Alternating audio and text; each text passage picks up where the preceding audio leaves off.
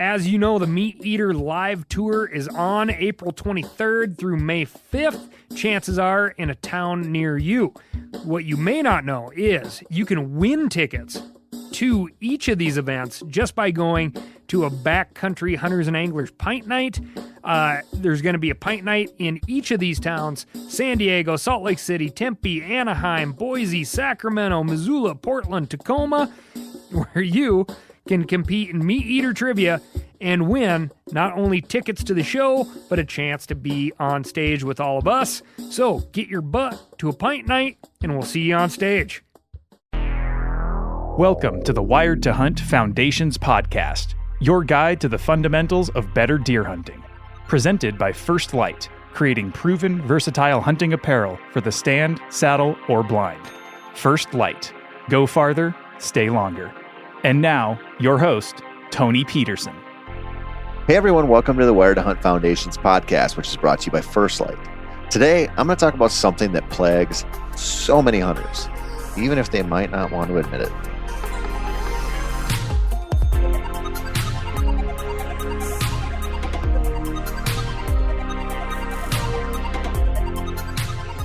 Sometimes inspiration falls right into your lap, or at least pops up in your email. An old acquaintance of mine recently sent me a note about how much he's struggling with bow hunting. He feels like he can't get over the hurdle that separates being a deer shooter-atter type of guy to a deer shooter type of guy. His frustration was palpable, and there were a lot of clues in his message that spawned the idea for this whole podcast. He admitted to not being super good at bow hunting, but also targeting mature 4.5-year-old plus bucks. That's a bad combo. It happens a lot. It's also what this whole episode is kind of really all about.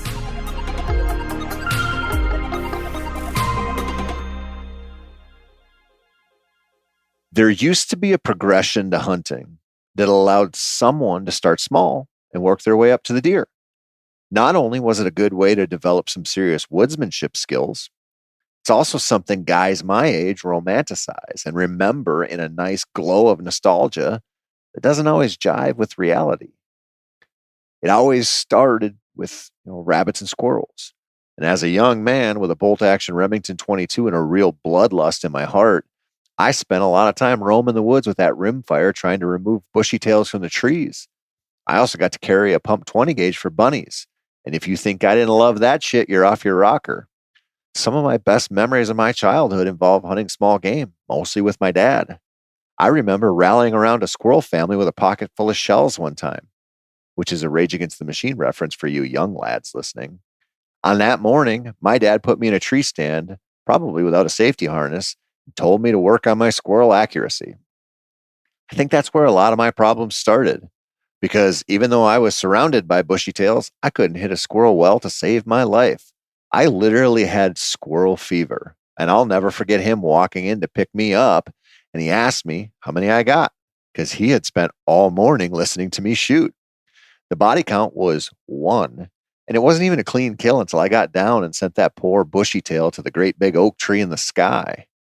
Another time, while rabbit hunting along a stretch of abandoned railroad tracks, I looked down in the grass and saw a cottontail pulling his best, "If I stay real still, maybe he won't see me" move. But I did see him. And I don't know if you know what a well-aimed loaded lead shot does to a bunny that is about 6 feet off the end of your shotgun's barrel, but the disappointment in my dad's eyes when he tried to pick up what was left of that poor rabbit was pretty obvious. I probably knew it at the time without really knowing it, but the whole stage was being set for me to become a deer hunter then. Now at that time, 12 was the minimum age, and it took me forever to get there. We hunted everything we could but deer until that season, and then I graduated to the big leagues.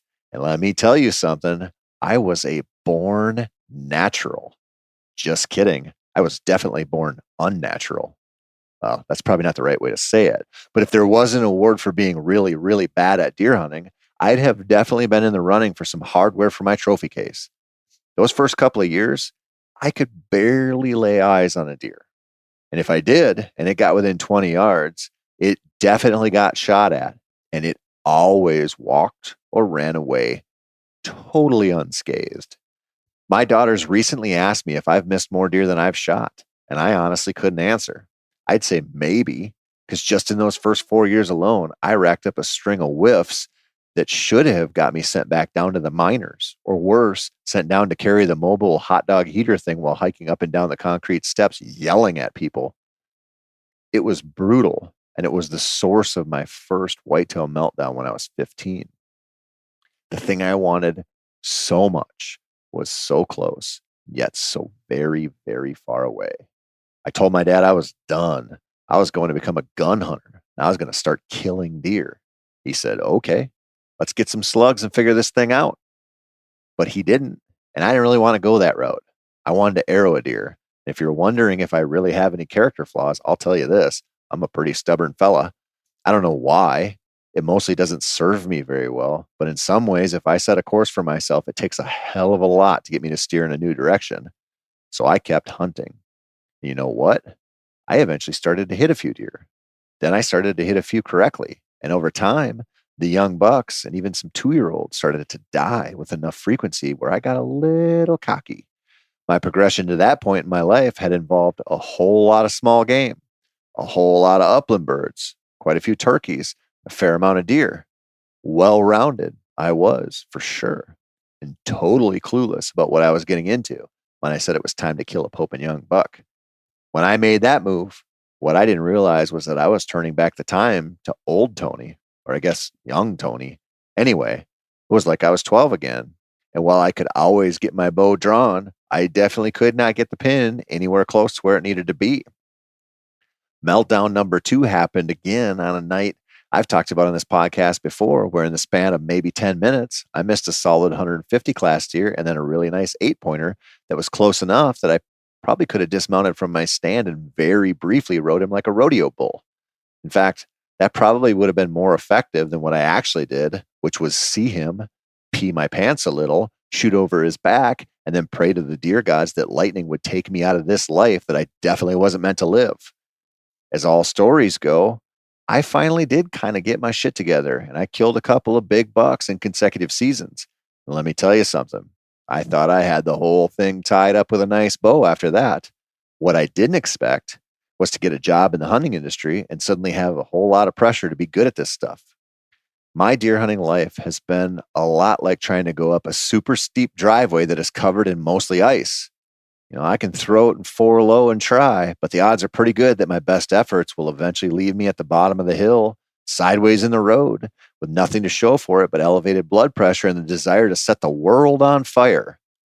That meltdown was so bad that it forced me to switch up how I shot, how I practiced, what I thought about, and pretty much reinvent myself as a deer hunter.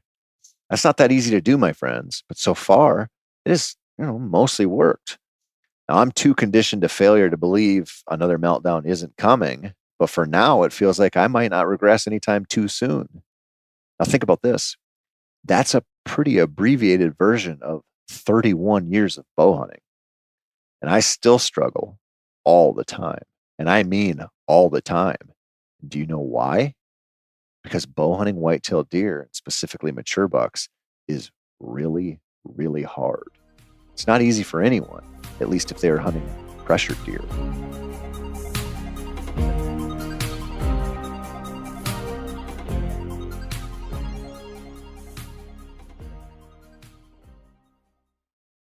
As you know, the Meat Eater Live Tour is on April 23rd through May 5th. Chances are in a town near you. What you may not know is you can win tickets to each of these events just by going to a backcountry hunters and anglers pint night. There's going to be a pint night in each of these towns: San Diego, Salt Lake City, Tempe, Anaheim, Boise, Sacramento, Missoula, Portland, Tacoma, where you can compete in Meat Eater trivia and win not only tickets to the show, but a chance to be on stage with all of us. So get your butt to a pint night and we'll see you on stage. Oh, sure. We have ways to hack the system. And if you have the right land, you can all but ensure an opportunity or 3. But most folks don't have that option. Most folks are like you and I, where they work and have kids and are under constant strain of life. They have small spots to hunt or share farms with other folks or trek across public land all season. For most of us, this stuff is really difficult. There's a silver lining. If you've been a passenger on the old big buck struggle bus for a while, you can get over it. Unfortunately, you might not like the remedy. You might not like the cure a whole lot. I'm going to be blunt about this in a way that for some reason in society we look down on. We just don't value honesty over hurting people's feelings. And I'll admit, there's always room for tact. There's also always room to just lay things out and not pull your punches. So here it goes.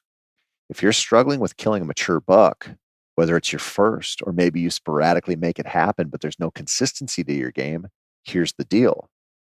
You're probably not good enough at hunting to make that your goal. Now, I know goals are subjective and you're free to do what you want to do, but keep that in mind, especially if you find yourself having a meltdown over not achieving that specific goal. If you're super content with your hunting, great. If you're not, you can't understand why deer hunting is so frustrating and not all that much fun, listen up. You're not good enough at it to set your goals where they are. They're just too high. And you either need to live with that or make a real change. Now, a lot of hunters, I think they realize that. And they do what we just kind of often do in life. They look for a quick fix. Like maybe if you ask Andy May to look at your screenshot of your property, he'll tell you how to hunt. And if you do, you'll have Andy May results. Not quite though. Or maybe if you buy a sweet decoy or some new calls, or you go all out on the saddle game and decide the best way to kill big bucks is to be in a new tree stand every night, give that a shot, whatever floats your boat. But this strategy is like trying to reason with your physical fitness, trying to rationalize why you don't really need to do cardio or why it's not that big of a deal to eat ice cream every night. The formula for getting in shape is real simple and it hasn't changed a lot in a long time. You can make bargains, but you don't make the rules. They are there like the laws of physics, and whether you agree with them or not, you're still beholden to gravity and the law of thermodynamics.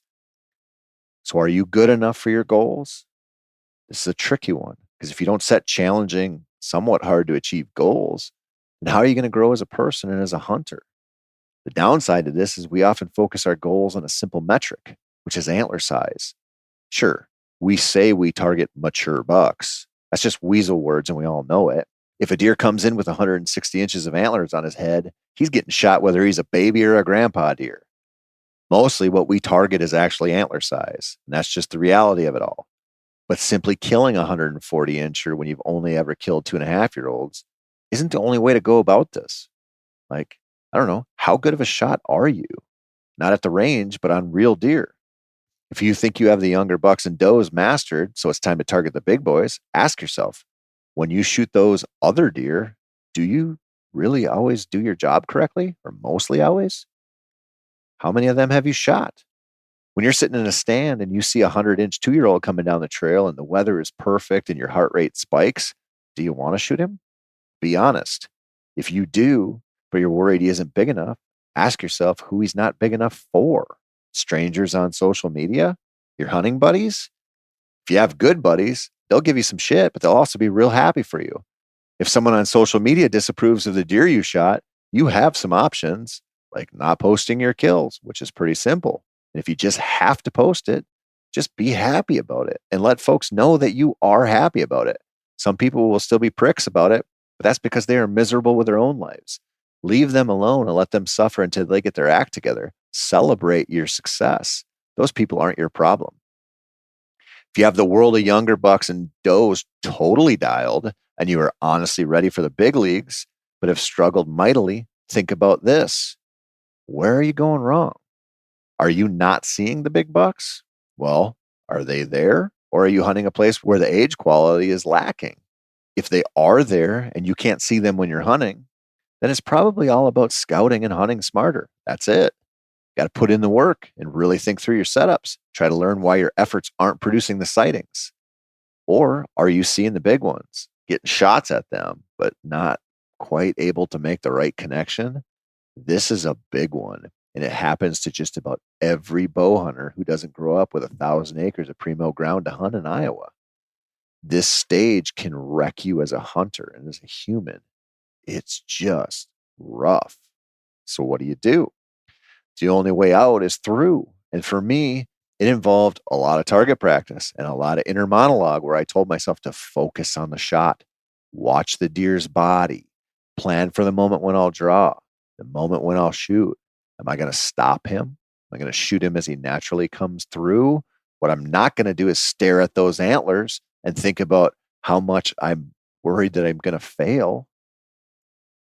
Now, this seems easy enough. But even if you do keep your, kind of head in the game and plan out the shot, most of those encounters are still going to result in failure. That failure is going to tell you what to do differently next time. That's how I look at it. It's kind of like getting kicked in the mental nards while getting stung by wasps on your eyeballs, but it is a stepping stone. Did you shoot too high, too low, 7 feet behind his tail? Where did you go wrong? What went wrong? What would you have done differently? What will you do differently next time? Do you consider it a win to have a deer like that close to you? Because you should. Most hunters don't get that in any given season. Listen, I know that's thin gruel to live on, but it's not nothing. You did it once, you can do it again. And this time, instead of punching the trigger on your release before you settle your pin. It's a difference of 1 or 2 seconds, but it's also the difference between another meltdown or that sweet, sweet feeling of finally doing things right. And remember this, you're not alone. This thing we do with whitetails, so damn fun, but so damn hard. I promise you that just about every hunter you look up to, and many others you've never heard of, but who are the best of the best, all struggled. They shared a seat with guys like you and me on the struggle bus at one point or another, maybe for a season or two, maybe for a decade or two. The journey to becoming a content, somewhat consistent big buck killer is a long, personal one for almost everyone. It can be a lot of things, both good and bad, and it will be just that. But it's also a progression of sorts if you treat it right. Now, you don't need to murder a million squirrels and cottontails when you're in grade school to work your way up to it. But you do have to look around and ask yourself, where are you in your journey now? Did you get a little too far ahead of yourself because of the social pressure to not shoot young bucks? Did you take a few wins and use them as conclusive evidence that it's time to skip ahead by about 47 steps in the process? Or are you getting there, naturally in a way that feels pretty good? Where are you on this journey? And what does it mean for you to set certain goals? Now, don't take the easy way out, but don't put yourself in a position where this thing you are supposed to love becomes just a source of stress and anxiety and disappointment. There's plenty of life to do that for you. You don't need it from deer hunting. So find your path, walk it at the pace you need.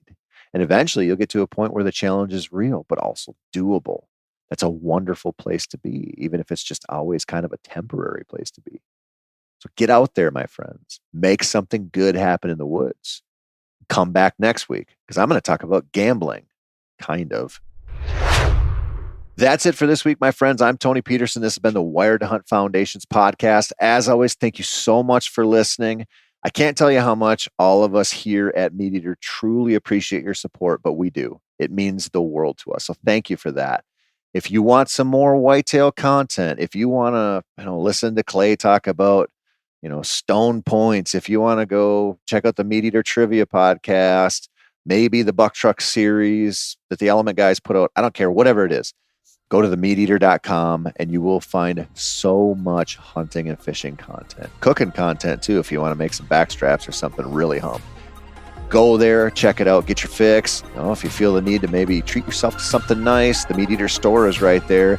There's a whole lot of good stuff in there that's often on sale. So go check that out as well. Thank you so much again.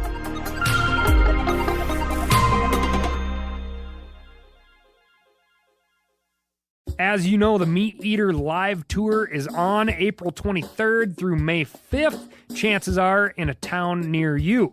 What you may not know is you can win tickets to each of these events just by going to a backcountry hunters and anglers pint night. There's going to be a pint night in each of these towns: San Diego, Salt Lake City, Tempe, Anaheim, Boise, Sacramento, Missoula, Portland, Tacoma, where you can compete in Meat Eater trivia and win not only tickets to the show, but a chance to be on stage with all of us. So get your butt to a pint night and we'll see you on stage.